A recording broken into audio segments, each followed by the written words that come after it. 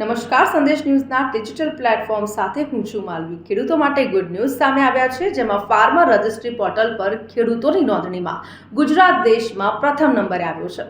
રાજ્યમાં 66 લાખ ખેડૂતોના લક્ષ્યાંક સામે 33 લાખથી વધુ ખેડૂતોની નોંધણી પૂર્ણ થઈ ચૂકી છે।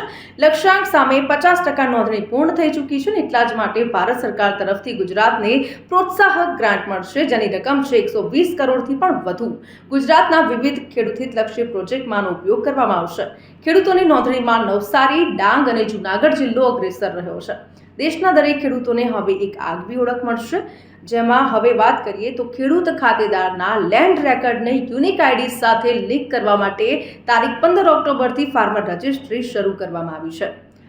આમાં ખેડૂતોની નોંધણીમાં નવસારી જિલ્લો ગુજરાતમાં પ્રથમ નંબરે આવ્યો છે। ફાર્મર રજિસ્ટ્રી હેઠળ દરેક ખેડૂતને આધાર આઈડીની જેમ જ એક 11 ડિજિટનો યુનિક ફાર્મર આઈડી આપવામાં આવશે, જેમાં ખેડૂતોની જમીન સહિતની વિવિધ વિગતો પણ ઉપલબ્ધ રહેશે।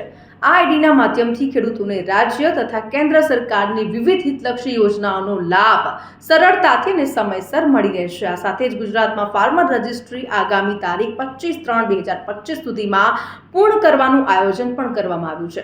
એટલે જે ખેડૂતોને હજુ ફાર્મર રજિસ્ટ્રી પોર્ટલ પર નોંધણી કરાવવાની બાકી હોય તો કરાવી દેજો।